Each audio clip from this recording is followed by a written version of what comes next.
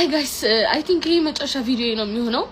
እኔም ቤተሰቦች ያለ ልጅ ያንተም ልጅ ያለባት ይቀራታል። በዚህ ንግግር የኢትዮጵያ ኦርቶዶክስ ቤተክርስቲያን ከዚህ በኋላ እኔ ጋር እንዳትመጪ ተወክለኛለሽ ብለሽ እኔ አልወክልሽም። እሺ እናቴ አንቺን ሌቦች ምኖች ናቸው ሊወክሉሽ ከበቡሽና እኔ ልረዳሽ አልችልም። ቲክቶከሯ ሀና ግዳይ ባምቢ ከሰዓታት በፊት በቲክቶክ ገጿ ራሷን ለማጥፋት ማሰቧን የሚገልጽ ጽሑፍ አስፍራለች። ከእሸቱ መለሰ ጋር ጸብ ውስጥ የገባችው ባምቢ ለሱም ይስፋው ባለጌው ደስ ይበለው ወደ ገነት ሄዳለው ከቦኒ ጋር ሆነን እንጸልይላችኋለን በማለት ጽፋለች። ብዙዎች ቁጣቸውን እሸቱ መለሰ ላይ ያሰሙ ሲሆን የሚቀርቧት ሰዎችም እገዛ እንዲያደርጉላት እየጠየቁ ነው። ባምቢ በመልእክቷ የጠቀሰቻት ቦኒ ሰሞኑን ቲክቶክ ላይ ተመሳሳይ መልእክት ካስተላለፈች በኋላ ራሷን ማጥፋቷ ይታወሳል።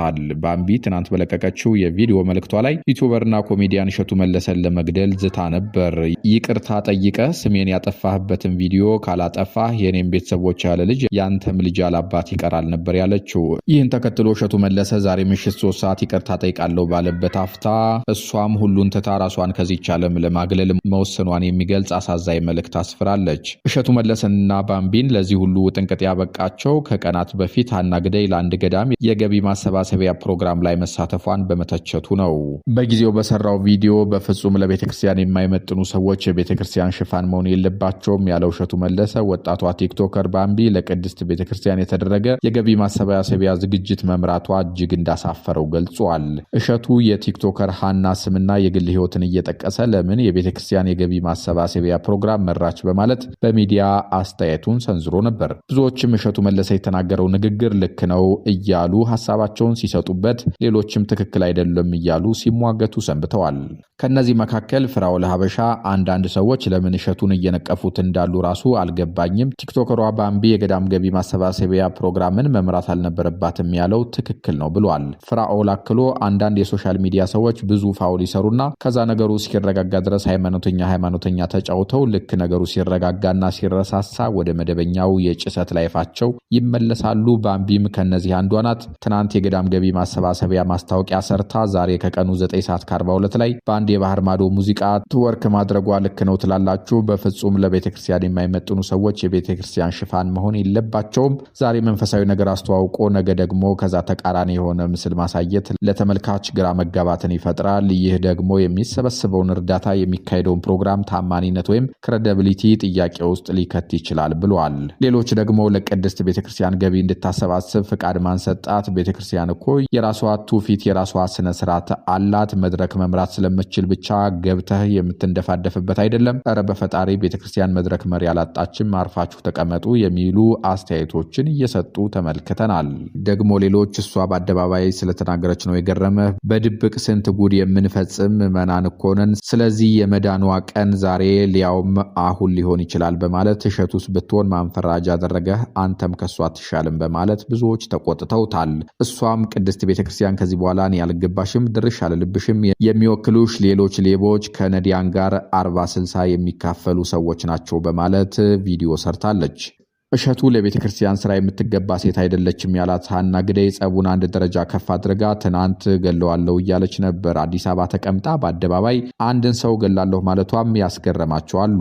ነገሩን ፖሊስ እንዲመለከተው ጥሪ ያቀረቡ ከመኖራቸው ሌላ ዘሯን ከመቀሌ ሰዎች የምትመዘው ሀና ግዳይ አዳማ ተወልዶ ያደገውን እሸቱ የምትገድልበት ዘመን ከኢህአዴግ ጋር አብሮ አብቅቷል ሲሉ የተሳለቁም ተመልክተናል። ያም ሆነ ይህ በማህበራዊ ሚዲያ ብዙ ተከታይ ያለው እሸቱ መለሰ ሰሞኑን ከብዙ አቅጣጫ የነገር አንካሴ ተቸክሎበታል። በአንድ ወቅት ከሸውጭ ወደ ውጪ ሲሉ የነበሩ አድናቂዎቹም በቤተክርስቲያን ስም ገንዘብ አጭበርብሯል፣ አስመሳይ ነው፣ ስግብግብ ነው ወዘተ በሚሉ ክሶች ተነስተውበታል። በቲክቶክ ዓለም ባምቢ ሀበሻ በሚለው ስሟ የምትታወቀውና ሙሉ ስሟ ሀና ግዳይ የተባለችው ተጽዕኖ ፈጣሪ ድፍረት በተሞላበት አገላለጿ ምክንያት ከፍተኛ ትችት ሲዘነዘርባትም ነበር።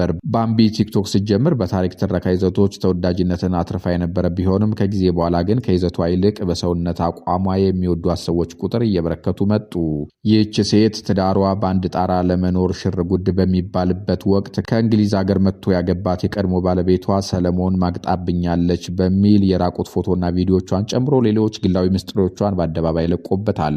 ሀና ስለ ጉዳዩ ስትናገር እግዚአብሔር ገበናዬን አደባባይ ያወጣው ብርቱ መሆኔን ስላወቀና ሌሎችን ሊያስተምር ስለፈለገ ነው በማለት ትገልጻለች። በወቅቱ ቲክቶከሯ ነገሩን ያለፈችው ተጸጽቻለሁ፣ አሁን እኔ እግዚአብሔር ይቅር ያላት የቤቱ አገልጋይ ነኝ በማለት በምትሰራቸው መንፈሳዊ ይዘቶች እንደነበር ይታወሳል። ይሁን እንጂ ከቅርብ ጊዜ ወዲህ ወጣ ያሉና ሰውነቷን አጋልጠው የሚያሳዩ ቪዲዮዎችን በብዛት በመጫኗ እብድ ያገግማል እንጂ አይድንም የሚሉ ትችቶች እየበረከቱባት ነበር።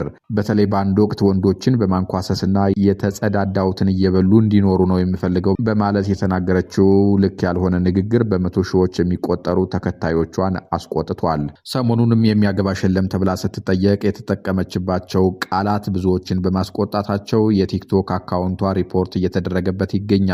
እሷም ይህን አምናለች። ይህን ተከትሎም ቤተሰቦችን እኔ ነኝ የማስተዳድረው ሪፖርት አታድርጉብኝ በማለት በለቅሶ ስትማጸን ተስተውላለች። ላስት ዋርኒንግ ላይ ያለው አካውንቴ ኦልሞስት ሁሉም ቪዲዮዎች ጠፍተዋል። ከዚህ ውካታ መሃል ኮሜዲያን እሸቱ መለሰ የሰነዘረው አስተያየት ከፍተኛ ክርክር ቀስቅሷል። እሸቱ ምንም እንኳን በኃጢአትን የበበልጣትን በዝሙት ቀስቃሽ ዳንሶቿ የምትታወቅ ግለሰብ ለገዳም ማስታወቂያ ሰርታ በማየቱ መደንገጡን ገልጿል። ማታ በክለብ ያደሩበትን ልብስ ሳይቀይሩ ጠዋት ቤተክርስቲያን ሄደው ቪዲዮ የሚቀረጹ ቲክቶከሮችንም በጽኑ ተችቷል። ለዚህ ጉዳይ ምላሽ የሰጡ አካላት ሀሳብም ለሁለት የተከፈለ ነው። እንደ ዮሐንስ ሞላ ያሉ ተቺዎች እሸቱ ራሱ በድንቅ ልጆች ስም ሕፃናትን ለንግድ እንደሚጠቀምና ገና አእምሯቸው ሳይበስል ስለ ፍቅር ቀጠሮ በመጠየቅ ለጭንቀት እንደሚዳርጋቸው በመጥቀስ ይከሱታል። በተቃራኒው ደብተራ ሚናስ የተባለው አስተያየት ሰጪ እሸቱን ለመከላከል ስንት በምግባር የበለጸገች ኦርቶዶክሳዊት ሴት ባለችበት ሀገር ለምን እንዲህ ያለች በቲክቶክ ለገበያ የወጣች ሴት ተመረጠች ሲል ይጠይቃል። ጸሐፊው ዳንኤል ተፈራም የእሸቱን መሰረታዊ ሀሳብ በመደገፍ ባምቢ ያሳየችው የንስሐ መንፈስ ሳይሆን የጀማውን ስስ ልብ የመጠቀም ዝንባሌ መሆኑን ይሞግታል።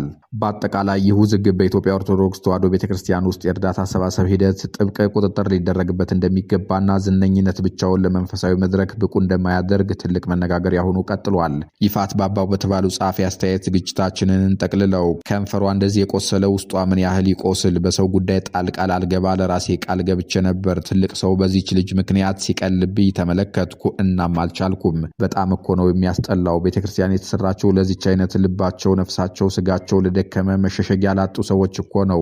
ምን መሄጃ አላቸው? ከቤተክርስቲያን ውጭ ማንስ ፈራጅ ሆኖ ነው አትመጥኝም ትመጥኛለሽ የምንለው? ሰውን ከነጉድፉ መተው አንችልም እንዴ? በቃ ይህ ነው መንፈሳዊነት። ኦ አምላኬ፣ ሴት የሆነ ሁሉ ከዚች ልጅ መማር አለበት። የሚጠቅማችሁን አይታችሁ ሰምታችሁ ተማሩባት። የሰው ፊት የሰው ወሬ ሰውነት እንደሚጨርስ አልፎ ተርፎም እንደዚህ በቁም እያሉ ያቆስላል። መገፋት ሲቀፍ ሰውነቷ መንምኖ ሳሙና መስላ አሁን ነው የተመለሰችው። ሰውነቷም የተመለሰው አምሮባት ሲያዩ እንደገና ከዜሮ ለማቁሰል መጡ። ባምቢ ንጹህ ነች እያልኩ አይደለም፣ ግን የቆሸሸን ሰው በዚህ ልክ መግፋት ኧረ በፍጹም ደስ አይልም። ፈጣሪ ብርታት ይሁንሽ፣ የምትካሽበት ሰው ይስጥሽ፣ ሌላ ምንም አልልም። ወንዶችን ተሳደበች የምትሉ ለሚሰድቧት መልስ ነው የሰጠችው እንጂ በጅምላ አልተሳደበችም። ከተሳደበች ራቋት እንጂ አትናገሯት። እሷ ከፈጣሪ ጋር ትጨርሰዋለች ጉዳዩዋን።